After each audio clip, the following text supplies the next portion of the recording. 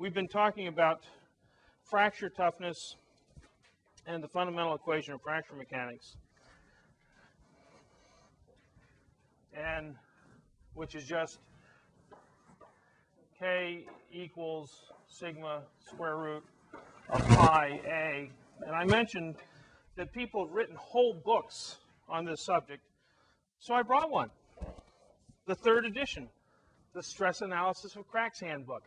Sounds great, huh? Bedtime reading, right? Put you to sleep right away. Isn't this wonderful? I can pass it around. Isn't that fun? You know? And it turns out, I put a little post-it note. I went to look at this. I told you that a lot of people point out that there's a 1.12 in front of this. That's true, but in fact, they write it down in the book as it's all of this times a function of A over B, where A over B is, if this is the crack, which is 2A, the width of the plate is 2B. And so it's a function of A over B. And so, geez, right here they have a graph of A over B showing mode 1, mode 2, and mode 3 cracks and how that function changes. And I'll show you, they have a little table here. I had mode 2 and mode 3 mixed up yesterday. Mode 2 is when the thing is, if this is the crack, mode 2 is when it's shearing this way. Mode 3 is when it's twisting. Okay, the crack is being twisted.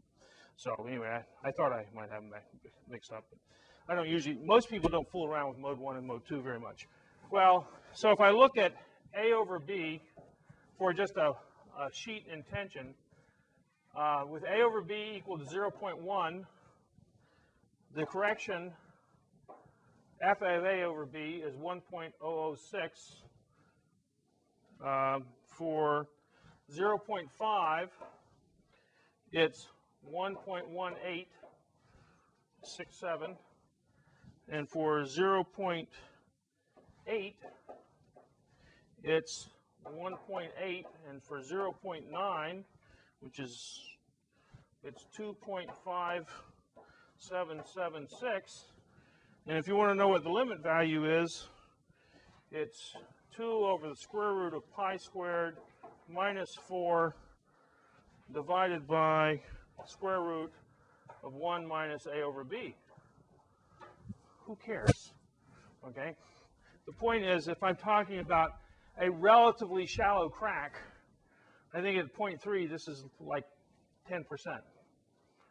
If I want to know my answer within 10%, as long as my crack is no more than 30% of the thickness of my part that I'm interested in, which is usually a good approximation. Now, if the crack gets to be a great big crack, a very deep crack, which is 90% of the way through, I got to go to a book like this to get the answer. However, in most cases, if the crack is 90% of the way through, the structure is dead anyway. So who cares? So lots of people make a big deal. I mean, they make a career out of this function A over B. But it's basically, for most cases, a 10-15% correction. In many cases, even less than that. And since I'm just kind of an order of magnitude person, okay, I just want to know which ballpark I'm in. And if I find out I'm in the same ballpark, I have to have the expertise to go and actually do the sophisticated calculation. But I can tell you from experience that 95% of the time, you're not even in the same ballpark when you do calculations. All you need to know is which ballpark you're in. And then you can figure out where you go from there. Okay, any questions on that? Now, so the stress intensity is a very useful concept. And in fact, for fatigue, the traditional way of looking at fatigue is to do what we call SN curves, where S is stress and N is actually, it'll be log of N in most cases, is cycles of stress. So fatigue is when I take a paper clip and bend it back and forth, and every bend back and forth is a stress cycle. Bend one way is a half cycle, bend it back the other way is the other half cycle. So every complete cycle is one cycle. I typically plot this thing on a log scale, and if I get out here at 10 to the 4th cycles, 10 to the 5th, and 10 to the 6th, and sometimes people go all the way out to 10 to the 8th, but I will end up with some sort of plot that goes something like that for steel.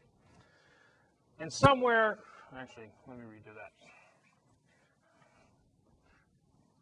Somewhere between 10 to the 4th and 10 to the 6th is where I'll have the big change from the linear low cycle fatigue and the flat high cycle fatigue region. And all they do is they take a bar and they stress it. They can stress it in tension in a machine, so it's you go up and down in tension, or they can bend it, okay, back and forth.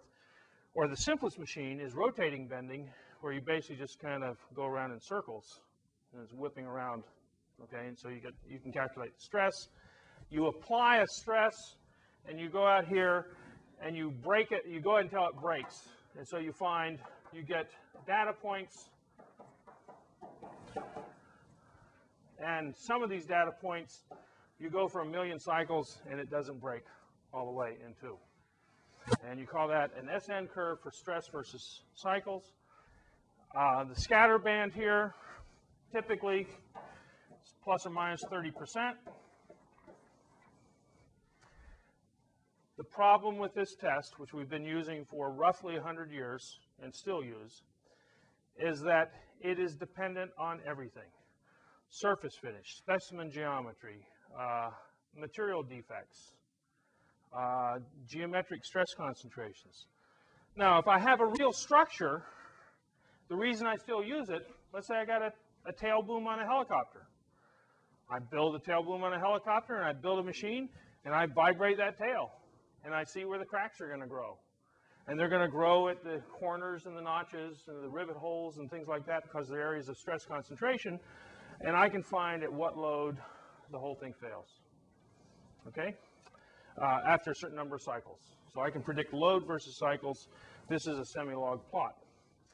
The problem with a test like that is if I change the surface finish, I change the way I fabricate it, I change the size of the rivets or whatever, I change the material, I got to go redo the test. It's not a cheap test to do these tests.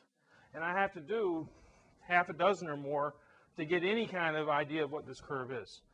The modern way to do it over the last 40 years is to do what we call a delta K versus DADN curve. And this is a log-log plot. And this might be 10 to the minus 6, 10 to the minus 5, 10 to the minus 4, 10 to the minus 3, 10 to the minus 2, 10 to the minus, well, actually, you don't usually get to 10 to the minus 1, but anyway. And this could be centimeters per cycle or inches per cycle, typical types of numbers. Delta K is also on a log scale, okay, usually. It should be on a log scale. And that's the change in stress intensity, delta stress intensity.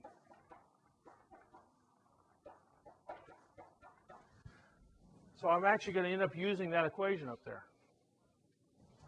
The problem with this is it's just like we were talking about the Sharpie test yesterday when we were talking about brittle fracture. The Sharpie test gives you a number. And that number is a quantitative measure of the brittleness of the steel in a dynamic test where I hit it with a hammer. And so I get 20 foot-pounds or I get 10 foot-pounds. The Liberty ships all failed.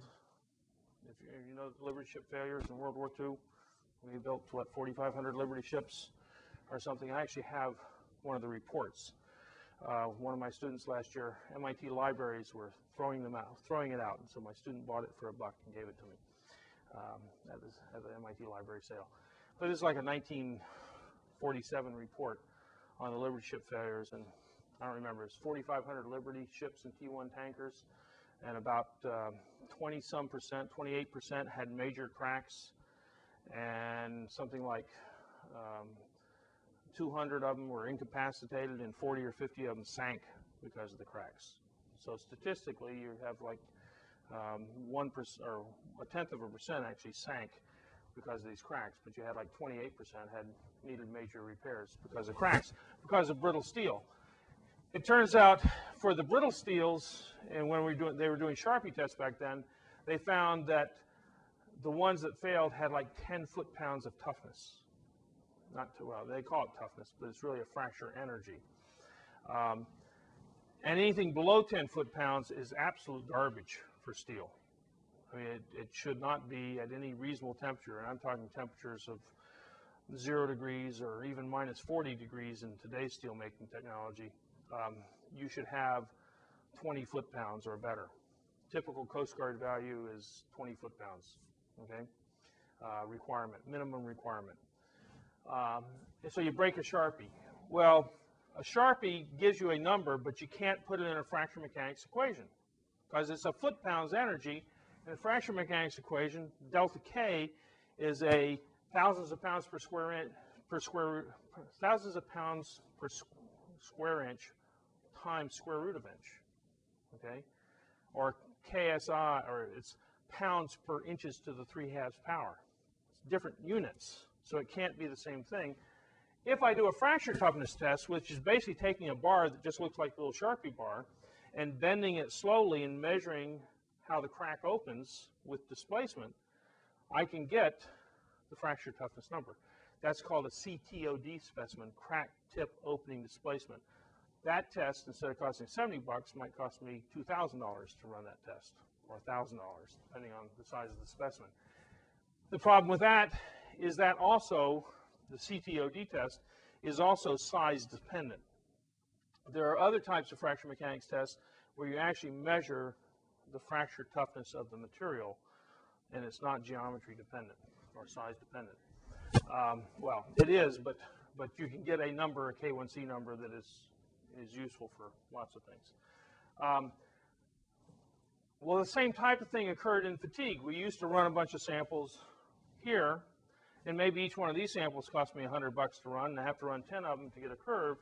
Now I can basically run one specimen as a DADN curve, and it might cost me $2,000 or $5,000 even to run the test, but I will get a curve that looks something idealized like this. And this is called stage 1, crack growth. This is stage 2, and cleverly, this is called stage 3. Okay? Now, what you do is one of the specimens that you can use is called a compact tension specimen, and all it is an edge-notched fracture specimen. Could have brought one in. Maybe I'll bring one in tomorrow.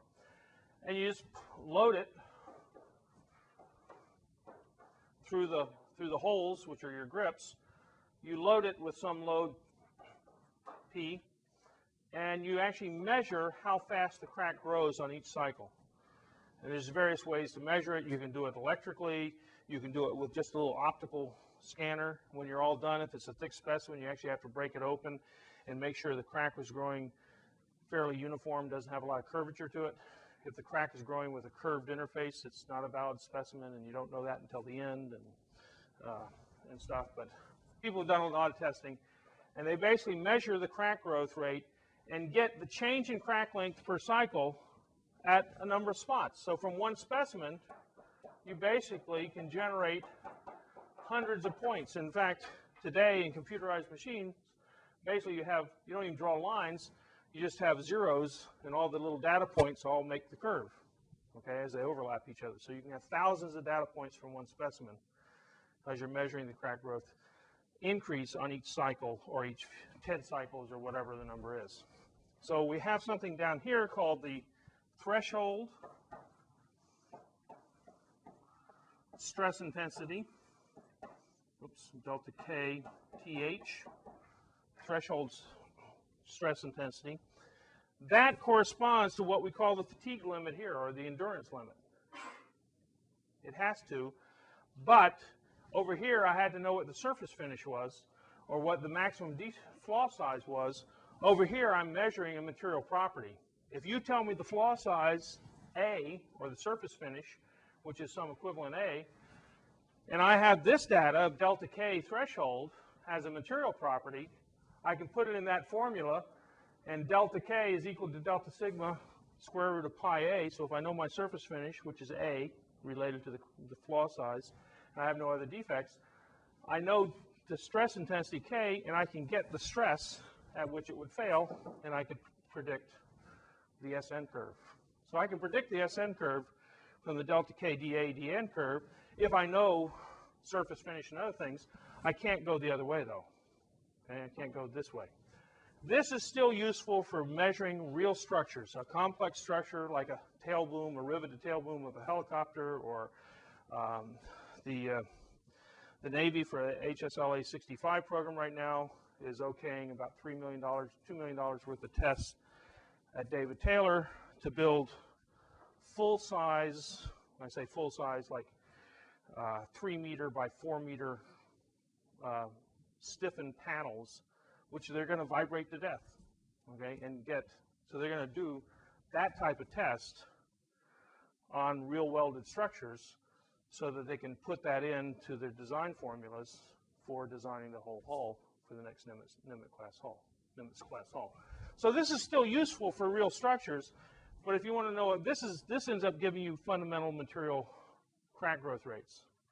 And if I know the other things like surface finish and flaw sizes and geometry, stress concentrations, I can use this data to calculate that. Okay, so that's why all that is useful. Any questions on that? Not. I think I got a couple of minutes. Let's talk a little bit about residual stresses. I'll watch my notes here. Materials can have locked-in stresses, which we call residual stresses, such that in a thick or even a small piece of material, I can have the material has to balance out to zero, and so typically we draw residual stresses in a material. Let's just say this is a bar of aluminum or a bar of steel, and this is positive stresses and this is negative stresses. And if I put the thing in bending, I would get, if I bend it with a bending moment this way, I'm going to get tensile stresses on the top, compressive stresses on the bottom, have a neutral axis where the stress is zero. I could take a similar bar and I could just pull on it, in which case if this is the zero of stress, then I would basically just have uniform tensile stresses, okay, sigma. Now, many materials will develop within themselves from their prior processing some sort of stress state that might look like that, where the worst case, I've got tensile surface residual stresses. This area has to equal this area if it's if this is a flat sheet, because the forces have to balance. If it's a rod, these areas don't, they have to be equal, but based on the radius, right? The forces have to balance. They don't have to be equal in a Cartesian system. They have to be equal in a polar system, polar coordinate type system. In any case, I can end up with a residual stresses that are locked in stresses. And in fact, if I were to notch this thing, I ought to measure some change. The thing goes from flat to slightly curved because I've relieved by the notch some of the stresses. That's basically the way we measure stresses. And those little washers I passed around, they had a cut through them because we basically cut through. And people have done the mathematics so that you can measure the residual stresses as a function of depth by just cutting through deeper and deeper and measuring the displacement as you do it. And you do the inverse problem, you back calculate what the stress distribution had to be based on the displacement when you relieved it. And that's one way to measure residual stresses. Well, you get residual stresses from lots of things. That little washer was a heat-treated aluminum alloy. Aluminum has very high thermal conductivity. And the heat treating of the aluminum requires that you quench it from a high temperature in water typically, and that will introduce residual stresses.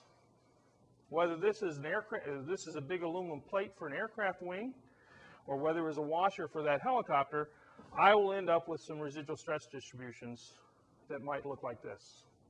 Now, in that particular case, I had 8 KSI residual stresses.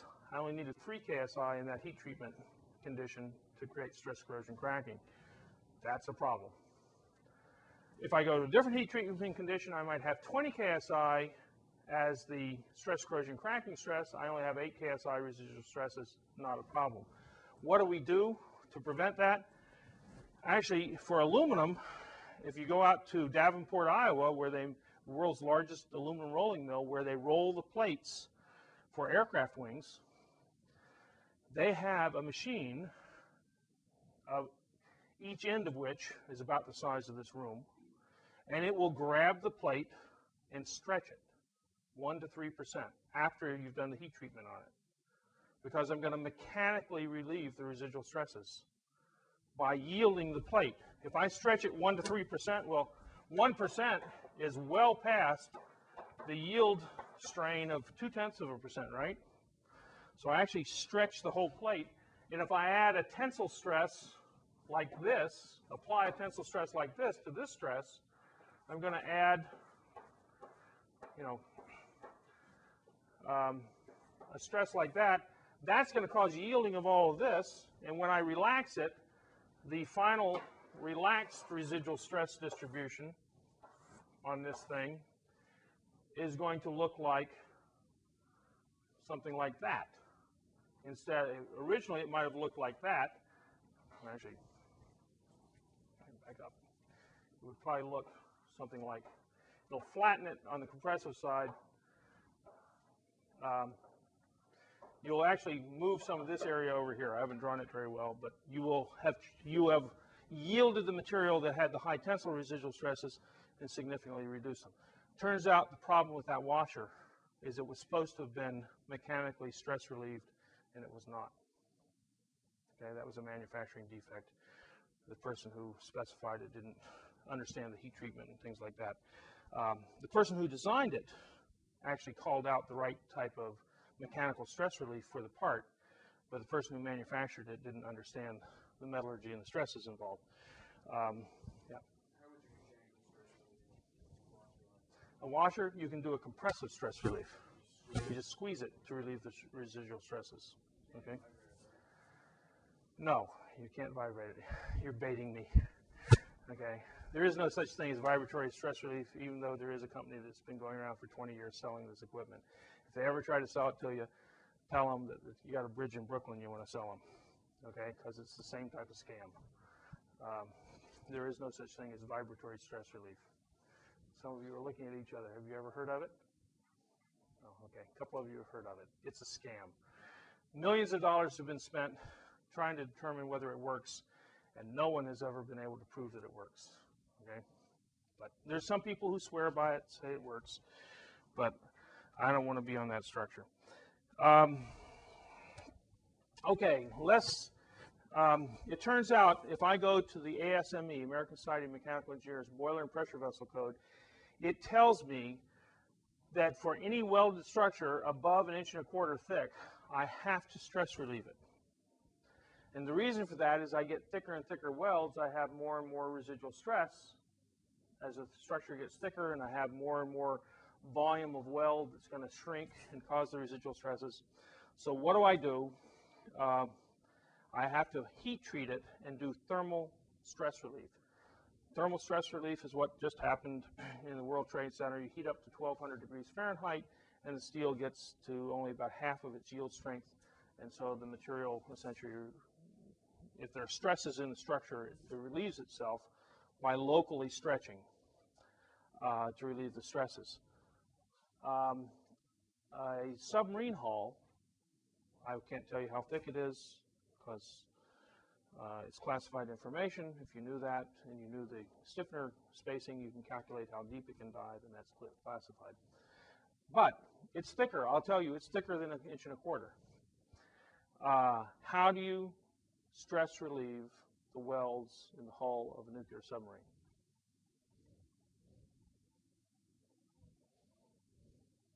They don't heat treat the submarine. On the first few dives, you do mechanical stress relief. Okay? So actually, the first deep dive, you're doing mechanical stress relief of those welds. So you can do thermal stress relief of structures, or you can do mechanical stress relief. The aluminum bars is a mechanical stress relief technique because if you added heat, you destroy the heat treatment of the aluminum alloy.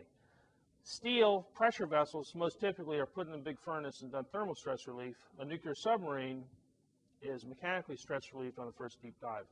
And of course, you know what the quality control technique in the shipyard is for that first deep dive. You send some of the top management of the shipyard go on the first deep dive. It's one of the best quality control techniques I've ever heard of. Okay? You send the boss, the guy who's in charge of construction, on the deep dive. And he has a very strong interest in making sure everything's done properly. Okay? Now, the first deep dive is not going down to where you're anywhere, I don't know what the stress is, but probably not more than half of the yield strength of the material. But still, after several cycles of deep dives, you have substantially reduced the residual stresses in those welds. Okay? See you tomorrow. So we talked about how a submarine is mechanically stress relieved. Usually pressure vessels are thermally stress relieved. Mechanical stress relieved is used a lot more than most people think. But basically, as I get thicker and thicker welds, I have to relieve the stresses somehow, because if I get a weld, fusion weld in something, and it's more than 1.25 inches thick, experience tells us that the residual stresses that build up by the contraction of this thing during solidification will end up producing residual stresses in this joint. Remember, we kind of typically plot the residual stresses something like this, and that area have to be equal to this area, because this is the compressive and this is the tensile. That's a fairly simple residual stress pattern, but basically I can get yield level surface residual stresses, and that's not good. That drives fatigue. It can drive brittle fracture. And so I don't want big residual stresses. In a pressure vessel, where I'm worried about brittle fracture, and I have a natural notch right here, I also have a heat affected zone right here, that the metal may have lower fracture toughness because of the heat affected zone. I typically could get a brittle fracture that runs right through here and have a catastrophic failure. I want to design it, a pressure vessel, to what's called leak before break. Have you had that before? You're going to have a critical flaw size which is greater than the thickness of the vessel. And it won't crack as long as you're below the critical flaw size. And the critical flaw size, you basically put K1C into the fundamental formula, and you calculate. I've been doing A, haven't I? That's crack size. I calculate a critical flaw size for this fracture toughness. Is this greater than or less than?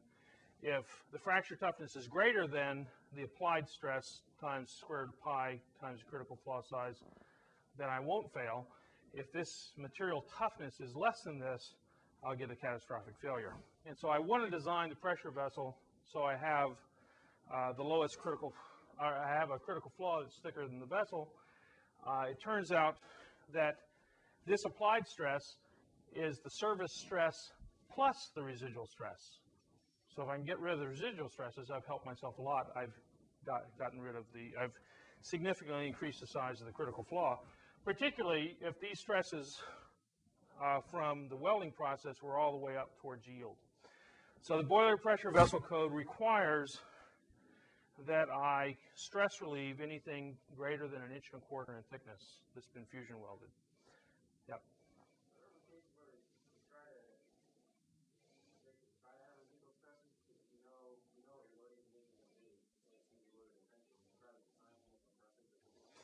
Even better example is when you carburize gears.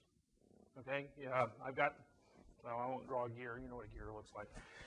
I want to improve the wear resistance of that surface, so I can carburize. I can diffuse carbon in and make a higher carbon, harder surface, but I have a lower carbon, tough core to that gear. When you do that, turns out the higher carbon surface has a greater, when you quench and temper that steel, there's a larger volume change in the higher carbon steel than there is in the low carbon steel. So you get a large volume change during the quenching operation, introduces surface compressive residual stresses, significantly improves the fatigue life of those gears if they're carburized. By the same token, I've got a case now where springs on a braking system have been breaking, and I think it's because they use decarburized wire in making the springs. And the clue to these things is if I've had several failures where you have a brittle fracture that initiates here and runs part way through the object. In this case, the spring wires, you'll have about a 1/3 crack through there when they form the springs, and then they ship them out, and in service, the brake spring fails. Now, nobody's gotten hurt, but the company that makes these is kind of concerned and has been telling their supplier of springs, you've been selling us defective springs and blah, blah, blah. Why didn't, in a very hard spring like this, why didn't the fracture go all the way through? Well, it didn't because there were residual stresses. And there are residual stresses because the outer layer is decarburized, and when they quench and temper the spring to give it its resiliency, right, its strength, this is surface tensile residual stresses. That's harmful. If I have carburized gears, that's good. And just like you said, yes, there are times when you want to introduce. Typical thing, I think I mentioned in here, we never repaired the Battleship Iowa after the explosion because no one knows how to weld those 14-inch thick things. The residual stresses on a 14-inch thick plate will crack the plate before you get more than 4 inches thick in your weld.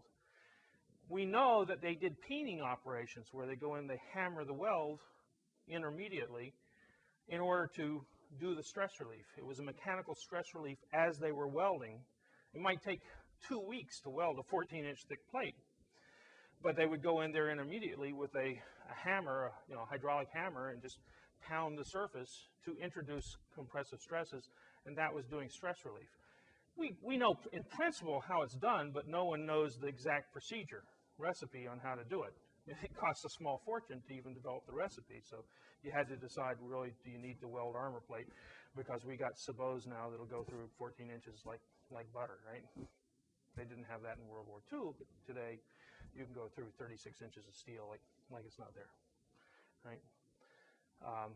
In fact, I didn't tell you that Tom Clancy wrote one novel that was not a fiction. Anybody familiar with that? Called Armored Cavalry. I've only read 2 Tom Clancy books, The Hunt for Red October back in '85 and Armored Cavalry. But in Armored Cavalry, he talks about the Gulf War, and they were these M1 tanks were invading Iraq, and one of them got stuck in a swamp, and the other M1s tried to pull them out, but they couldn't, and they were supposed to be attacking, and so they left them there for some heavy construction equipment to help pull them out. And so this M1 sitting there in the swamp stuck, and 3 Soviet, what are they, T-70 tanks or something, top of the line Soviet tanks, come over the ridge, and they see this American. The first one aims his weapon at the American, and the round hits the American armor and bounces off the American armor. The M1 moves his turret, aims at the Soviet that had just shot at him, shoots his sabot at him, wipes him out. The second tank fires at the American, bounces off. And the American aims at him, wipes him out. The third Iraqi, according to Clancy's novel, not novel, but supposedly a true story, decides discretion is the better part of valor. He goes over the sand berm, but the American's sitting there scanning he's stuck, but he's sitting there scanning the horizon with his infrared, and so he can see the heat coming from the guy's exhaust, and he shoots his sabot through the sand berm and wipes him out. Okay? That's the way the story goes. And Tom Clancy's been found to be pretty accurate. Although I don't know if anybody saw what he said on Tuesday. He was being interviewed on TV after the World Trade Center stuff. And he says, we need more money for intelligence. Now, he does have sort of an vested interest in that because he gets a lot of his information from the intelligence community. So he's basically saying, we need to supply more money to my friends. Is what he's saying. I mean, that's the translation, right? Now, he may be true that we need more money for intelligence, but nonetheless, he does have a vested interest. Okay, any other questions? That's residual stresses. What I wanted to do, I think I've got time, at least I can start it, is give you a little case study of a ship failure on a commercial ship. This is a real study. Down here in General Dynamics Quincy Shipyard, which is no longer in operation, but they were trying to rebuild it. Back in the 70s, they were building liquid natural gas tankers. These are big aluminum sphere, 125,000 cubic meters of liquefied natural gas. They built 6 of them. In fact, when I worked for Bethlehem Steel, I developed a new steel that was low temperature steel to go into some of these things. But anyway, this is the ABS report of the surveyor who went out, because what happened is it says the undersigned surveyor of this bureau, as the owner's representative, went out to the LNG Libra, which was registered in Wilmington, Delaware, on the 9th day of October in order to examine the report of damage. And the report of damage was that the propulsion shafting, they basically just stopped dead in the Philippine Sea. They were going from Indonesia, Bontang, Indonesia, to Tabata, Japan, and they just stopped dead, no propulsion. And so they got towed into Davao, if I'm pronouncing this city, Mindanao in the Philippines. They took them to an out-of-the-way bay in the Philippines to see what happened. Some divers went down, and the propeller was shifted back, and what had happened was the tail shaft had fractured in two. And this is 33-inch diameter tail shaft. This is a pretty good sized forging. And so if we look at the drawing of the tail shaft, right up here, this is a bearing, 72-inch long, 6-foot long bearing, sleeve bearing. And here's the fracture right behind this flange. And you have other shafts. This is 33 inches in diameter on this shaft, and there's a fracture right there. It was full of liquid natural gas. They had to offload the cargo to another empty. The ship that was coming back from Japan to pick up another cargo had to stop, and so they had to offload this, which was a pretty exciting thing because no one had ever done, you know, a offloading of 125,000 cubic meters of liquefied natural gas at anywhere other than a regular storage terminal where they had all the facilities for it. They were flying Learjets around the globe, bringing in piping and other things in order to do this stuff in the middle of this out-of-the-way bay in the Philippines, knowing that they might just blow up the whole bay if something went wrong. Well, they were successful in transferring the cargo, and then they towed the ship to the Philippines, took it apart, and this is a little dark, also backwards, but that's the tail shaft. Here's the flange, here's the fracture, there's a football-sized defect right in the middle of that forging.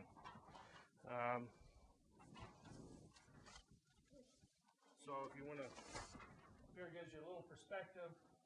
There's the other end of the shaft. There's the football-sized defect. Some hard hats up there, 33 inches in diameter. Okay. So, the question is, why did it occur? Well, sorry. Well, on Navy ships they are because they want lightweight, but on commercial ships you don't care. It costs money to make a hollow shaft, so they just forge a solid shaft. So there's a pack of cigarettes inside the hole, the defect. You can ask, well, why didn't they find this defect during manufacture? There's the edge. Oops, look at it that way. Here's the edge. Those are my hands. Okay, in the ruler, holding the ruler. Someone else took the picture. You can see the edge was deformed, stretched. Okay, that should have been flat there. Now it turns out there was a beginning of a taper, and originally I thought that was the taper, but it turns out the metal was part of the final freshman of the metal was stretched. Turns out the steel mill that cast and forged this this shaft had bid on it, and of course they were the low bidder. This is one of the advantages. This is a story of it's always good to go with the low bidder, right? They were using, in order to make these shafts, they were using the largest ingot they could cast, and they were kind of marginal. They really should have had a bigger casting. They had a bid from some other bigger steel companies, but they were more expensive. But this one company thought, well, we think we can do it. It turns out when you cast steel, there's different types of casting you can do. This is called these are called types of killed ingots. And steel, when you melt it, dissolves about 2,000 or 3,000 parts per million oxygen. And if you just pour that steel and let it solidify with 2,000 or 3,000 parts per million oxygen, it will essentially bubble up and form a Swiss cheese, which if you're then going to roll it out into sheet metal for automobiles, turns out makes very good sheet metal for automobiles, and you weld together all the holes in the Swiss cheese, because I started out with something that's 20 inches thick, and this is old time technology, but nowadays we do continuous casting. But in the old days, if you were making sheet material from an ingot, this is pre-1970 or 75 technology, pre-1970s technology, you get more than 80% deformation, right? You know, when you go from 20 inches thick to sheet metal. And so any welds, any Swiss cheese holes get welded together, and you get a very good surface finish sheet with what we call rimmed steel, okay? In fact, the rimmed steel, this is killed steel. Rimmed steel, which does not have the oxygen combined, actually can bubble up and increase in volume, because as you're forming Swiss cheese, as the oxygen, it's actually carbon monoxide bubbles out, called the carbon monoxide boil. Anyway, and when you're making a larger thing that you can't get this 80% deformation to weld together these voids during the fabrication, even in forging one of these things, you may only get 40 or 50%. And 40 or 50% isn't good enough. You need 80% to close up all those voids. You have to get rid of the oxygen or tie it up some way. So they throw silicon and manganese into the steel to kill the steel, to keep it from foaming as it solidifies. It's called killing the steel. Okay?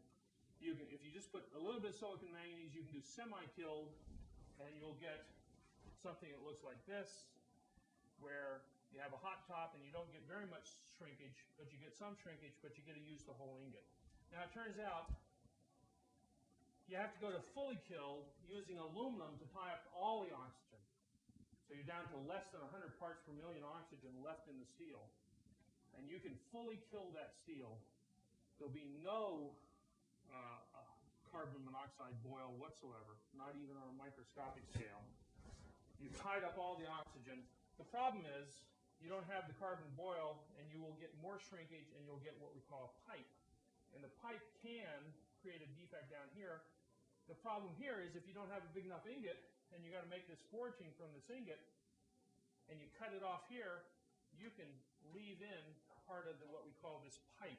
This little thing from the top is called the pipe, where the metal solidifies and shrinks.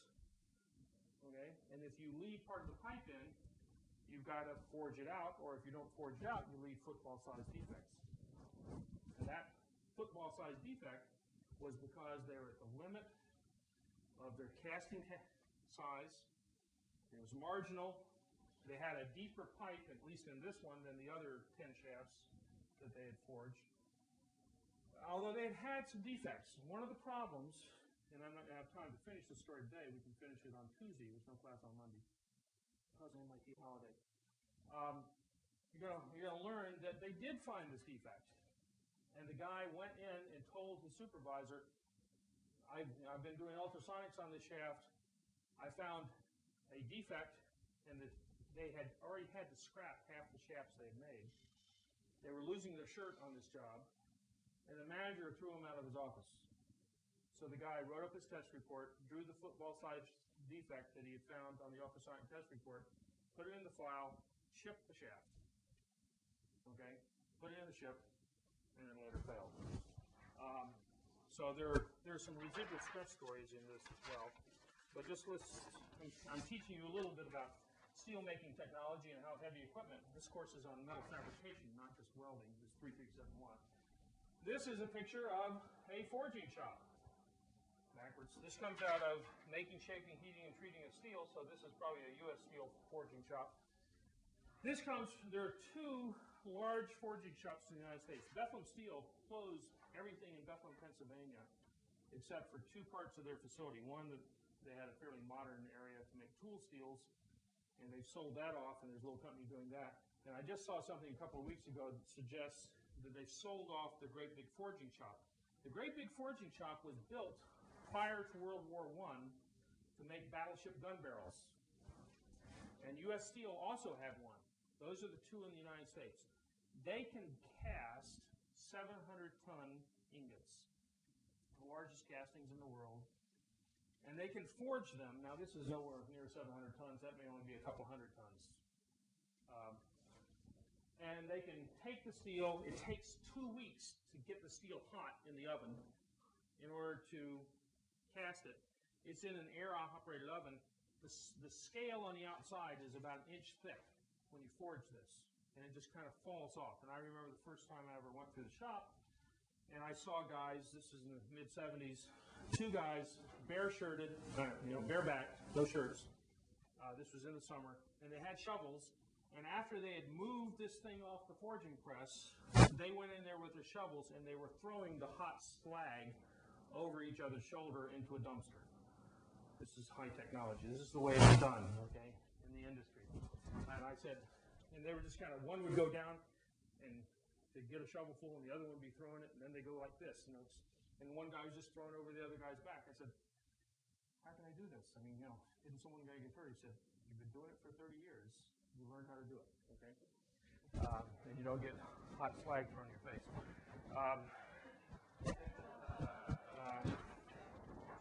Here's a shaft that's being reduced. Okay, you can see started out large diameter, and they've already forged down one end of it, now putting it back into the furnace for another 2 weeks. So they can then turn it around and grab it from the small end and forge the big end. Okay? So we still have these facilities. To replace these facilities would be a couple of $1 billion today. Okay, here's another picture of a big forging. Guys standing next to these things that are 2,000 degrees centigrade. Just a big press, like 30,000 tons. The world's largest forging press there's two of it, like 30,000 tons. 30,000 tons. The largest ones, one of them is right over here in West Grafton. Not pressure, I mean the actual physical weight of the press? No, that's the pressure of the pots. Okay. The physical weight of the press is only 5 million pounds, whatever that is. Okay. But if you want to see one, you can go over to Wyman Gordon in West Grafton, Massachusetts, right outside of Worcester. One of the two largest presses in the United States, built by the Air Force in the 1950s. The estimated replacement cost of those presses is $2 billion apiece. We're not going to build any more of those for a while. And these 20 or 30,000 ton compaction presses at Bethlehem and U.S. Steel were built for battleship gun barrels. They now make generator rotor forgings. They can produce one forging a month at each one of these plants. It takes a while to heat them up and forge them, and I mean, it takes about a year or a year and a half to make some of these things. There's a long lead time in producing these big structures because it takes 2 weeks in the furnace, and you have to go in and out of the furnace several times. You start out with a 700-ton object, and you end up with a 300-ton object if you're talking about a generator rotor forging. So it's less than 50% yield of the metal that you're actually going to end up using. So it's not the most efficient process in the world. So anyway, this one company on the West Coast had bid for these shafts. They were marginal in the size of their casting. They got a piping defect. It showed up. They found it because they were losing their shirts. The manager threw the guy out of the shop, and they shipped it. But that's not the reason, because I mean, as you said, the shaft should be hollow, right? Who cares about a football-sized defect the size of the center of the shaft? what we end up caring about is, if I go back to the original picture, end on of the failure,